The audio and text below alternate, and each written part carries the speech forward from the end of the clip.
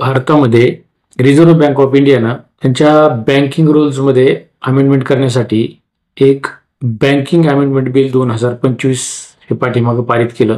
त्या बिलामध्ये सगळ्यात महत्त्वाचे चेंजेस केल्या त्या म्हणजे नॉमिनीच्या संबंधात. नॉमिनी म्हणजे काय, तर आपले जे आपला बँकेमध्ये अकाउंट असतं तर आपल्या अकाउंटला वारस म्हणून ज्याची नोंद आपण करतो त्या संदर्भात मोठ्या प्रमाणात बदल केलेले आहेत.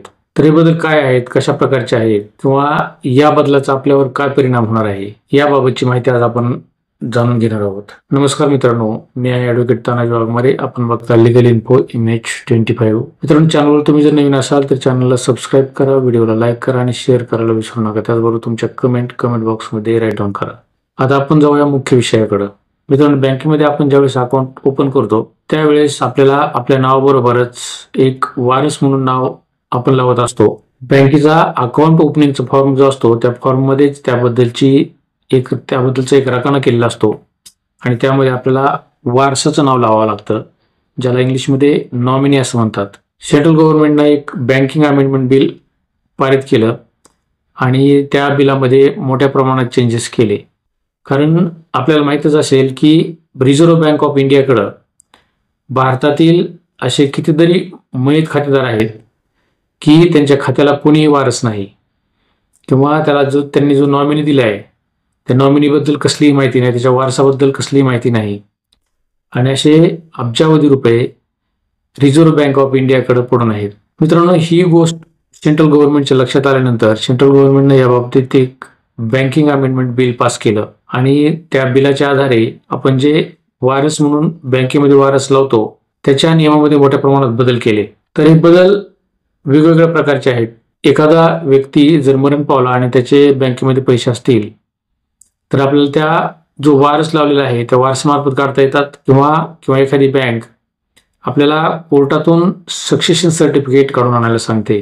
कारण त्या पैशाचा जो मालक असतो त्या माणसाला किती वारस आहेत किंवा त्या माणसाच्या मृत्यूनंतर किती जणांना तो पैसा द्यायचा याबद्दल बँकेचे अधिकारी कुठल्याही प्रकारची रिस्क न घेता आपल्याला कोर्टामधून सक्सेशन सर्टिफिकेट काढायला लावतात. म्हणजे त्याला आपण मराठीमध्ये वारस प्रमाणपत्र म्हणतो. मग हे वारस प्रमाणपत्र आपल्याला मिळवण्यासाठी आपल्याला कोर्टामध्ये ज्यावेळेस आपण जातो त्यावेळेस आपल्याला मृत्यूचं प्रमाणपत्र दाखल करावं लागतं. त्याचबरोबर जी वारसांची यादी जी असते ती यादी दाखल करावी लागते किंवा वारसाचं प्रमाणपत्र घ्यावं लागतं. वारसाचं प्रमाणपत्र मिळत नसेल तर एखाद्या ॲफिडेव्हिटवर आपल्याला जे वारस आहेत, जो मयत आहे त्या मयताचे किती वारस आहेत त्याबद्दलची पूर्ण माहिती आपल्याला द्यावी लागते आणि त्याच्यानंतर आपल्याला वारसाचं प्रमाणपत्र खात्री झाल्यानंतर मेहरबान कोर्टातून मिळत असतं. याबद्दलचे सविस्तर व्हिडिओ आपल्या चॅनलवर आहेत. आज काही या विषयावर आपण जास्त बोलणार नाही, पण ही अशा प्रकारची वारस प्रमाणपत्र किंवा ज्याला सक्सेशन सर्टिफिकेट म्हणतो ते मिळण्याबाबतची एक प्रोसिजर असते आणि ज्यावेळेस कोर्टाकडून सक्सेशन सर्टिफिकेट मिळतं त्यावेळेस ती बँक त्या वारसांना ते पैसे देत असते. तर मित्रांनो, भारतामधील वेगवेगळ्या बँकांमध्ये अशा मोठ्या प्रमाणात अशी खाती आहेत की त्यांना कुठल्याही प्रकारचे वारस नाहीत किंवा त्या खातेदारांनी नॉमिनी म्हणून कोणाचे नाव लावलेले नाही. त्यामुळे त्या पैशाबद्दल किंवा तो पैसा कोणाला द्यायचा यामुळे तो पैसा रिझर्व्ह बँकेकडे मोठ्या प्रमाणात पडून आहे. याच गोष्टी लक्षात घेऊन सेंट्रल गव्हर्नमेंटनं जो कायदा केला त्यामध्ये नॉमिनीच्या जो रकाना आहे त्यामध्ये मोठ्या प्रमाणात बदल केलेले आहेत. त्यामध्ये सगळ्यात महत्त्वाची गोष्ट म्हणजे याच्या अगोदर आपण केवळ एकच नॉमिनी म्हणून देत होतो आणि हा नॉमिनी देत असताना त्याच्या व्यतिरिक्त त्याला कुठले अधिकार आहेत किंवा त्याला त्याच्यामध्ये किती शेअर द्यायचे याच्याबद्दलची त्याच्यामध्ये त्या फॉर्ममध्ये कुठल्याही प्रकारची तरतूद नव्हती. परंतु या बँकिंग अमेंडमेंट बिल 2025 नुसार आपल्याला ज्यावेळेस आपण बँकेमध्ये वारस लावणार आहोत त्यावेळेस आपल्याला एकापेक्षा जास्त वारसांच्या नोंदी त्या बँकिंगच्या अकाउंट ओपनिंग फॉर्ममध्ये कराव्या लागणार आहेत किंवा ज्या लोकांनी आतापर्यंत त्यांच्या बँकिंग अकाउंटमध्ये नॉमिनी म्हणून नोंदी लावलेल्या नाहीत त्यांना KYC करून त्यामध्ये त्याचे जे वारस आहेत त्या वारसांच्या नोंदी लावता येणार आहेत. त्याचबरोबर या नवीन अमेंडमेंट बिलानुसार या वारसांच्या नोंदी लावत असताना एकापेक्षा जास्त वारसांची नोंदी लावायला लागणार आहेत. त्याचबरोबर प्रत्येक वारसाला किती टक्के हिस्सा द्यायचा याबद्दल सुद्धा त्याच्यामध्ये सांगावं लागणार आहे. उदाहरणार्थ एखाद्याच्या अकाउंटवर 1,00,000 रुपये आहेत, एखाद्याने 4 वार्स लावलेले आहेत, तर ते 4 वार्सापैकी एकाला 20% द्यायचा, दुसऱ्याला 10% द्यायचा, कोणाला 25% द्यायचा किंवा किती प्रमाणात कोणाला शेअर द्यायचे याबद्दल आता आपल्याला लिहावं लागणार आहे. त्याचबरोबर हा जो शेअर आपण देणार आहेत त्या शेअरमुळे काय होणार आहे की जे बँकेमध्ये लोकांना चक्रा माराव्या लागतात किंवा कोर्टाच्या चक्रा मारून बँकेतले पैसे काढावे लागतात, त्या गोष्टी कराव्या लागण्याची शक्यता आता कमी झालेली आहे. कारण प्रत्येकाला त्याचा शेअर त्या बँकिंग अकाउंटमध्ये किंवा त्या फॉर्ममध्ये दिलेला असल्यामुळं त्या नॉमिनीला तो ज्यावेळेस एखादा व्यक्ती खातेदार एखादा खातेदार मयत होईल त्यावेळेस त्याचे जे वारस आहेत त्या वारसांना त्यांच्या हिश्श्याप्रमाणे ते पैसे मिळणार आहेत. त्यामुळं यापुढं बँकिंग व्यवहारामध्ये तुम्ही ज्यावेळेस एखादं खातं खोलता त्यावेळेस तुम्हाला खातं खोलत असताना तुम्हाला जे वारस द्यावे लागणार आहेत किंवा नॉमिनी द्यावे लागणार आहेत ते एकापेक्षा जास्त द्यावे लागणार आहेत आणि प्रत्येकाचा किती शेअर आहे याबद्दल तुम्हाला त्याच्यामध्ये लिहावं लागणार आहे. त्याचबरोबर आता असा नॉमिनी देत असताना आपल्याला त्या प्रत्येक नॉमिनीचं आधार कार्ड बँकेमध्ये जमा करावं लागणार आहे, त्याचा फोन नंबर द्यावा लागणार आहे, त्याचा ईमेल ID द्यावा लागणार आहे, त्याचा ॲड्रेस द्यावा लागणार आहे.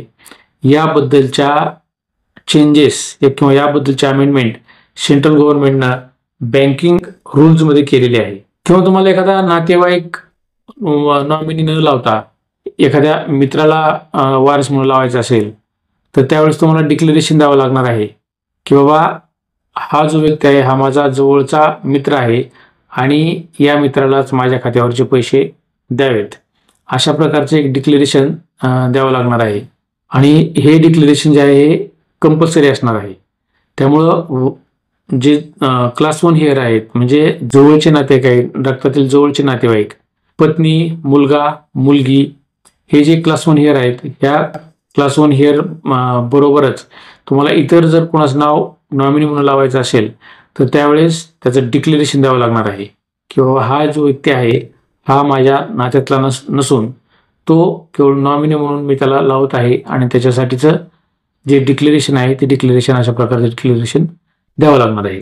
नॉमिनीने जर त्याला अकाउंट ओपन करायचं असेल तर त्याबद्दलचंही डिक्लेरेशन त्यामध्ये द्यावं लागणार आहे. त्यामध्ये लिहावं लागणार आहे की मला या बँकिंगच्या व्यवहारामध्ये माझ्याकडून माझ्या मृत्यूनंतर जो पैसा मिळणार आहे त्या पैशाला मी कुठलाही वारस लावत नाही. जो वारसाचा हिस्सा आहे तो कोर्टाच्या सक्सेशन प्रमाणपत्र मिळाल्यानंतर त्यामधून हिस्सा प्रत्येकाला जो हिस्सा आहे तो हिस्सा मिळावा, अशा प्रकारचे एक डिक्लेरेशन द्यावं लागणार आहे. त्यामुळं बँकेकडून आपल्याला ज्यावेळेस विचारण्यात येईल तेव्हा तुम्ही तुमचा जो KYC आहे तो KYC अपडेट करा. हा KYC अपडेट करत असताना आपल्याला आपला जो फॉर्म आहे अकाउंट ओपनिंगचा किंवा नॉमिनीसाठीचा जो फॉर्म असणार तो फॉर्म भरता येईल.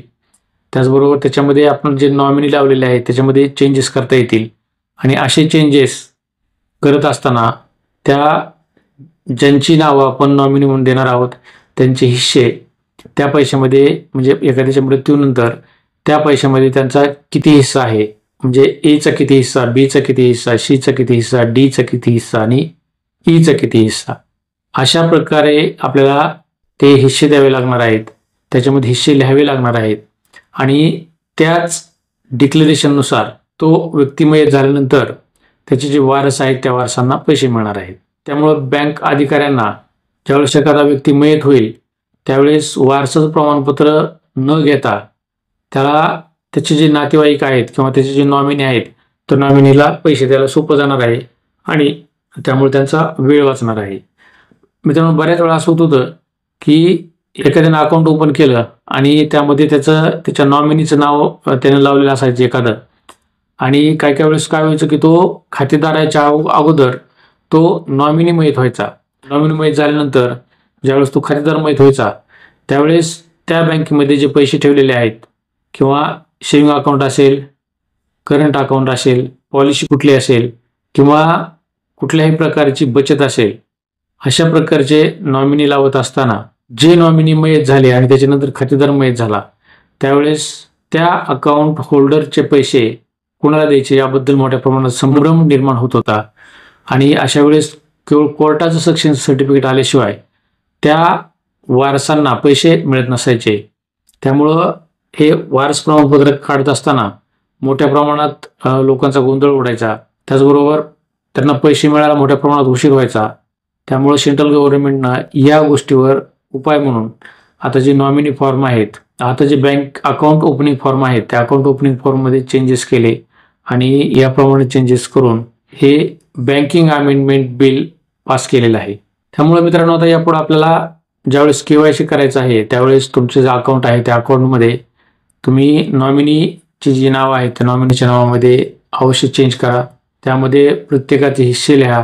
त्याचबरोबर त्याची जे KYC आहे म्हणजे त्याचा Aadhaar card, PAN card, phone number आणि ईमेल ID या गोष्टीही आपल्याला भरणं यापुढे कंपल्सरी राहणार आहे. मित्रांनो, ही माहिती होती नवीन बँकिंग अमेंडमेंट बिल बाबत. मित्रांनो, तुम्हाला याबद्दल काय वाटतं याबद्दलच्या कमेंट बॉक्समध्ये राईट डाऊन करा. चॅनलवर तुम्ही जर नवीन असाल तर चॅनलला सबस्क्राईब करा, व्हिडिओला लाईक करा आणि शेअर करायला विसरू नका. धन्यवाद.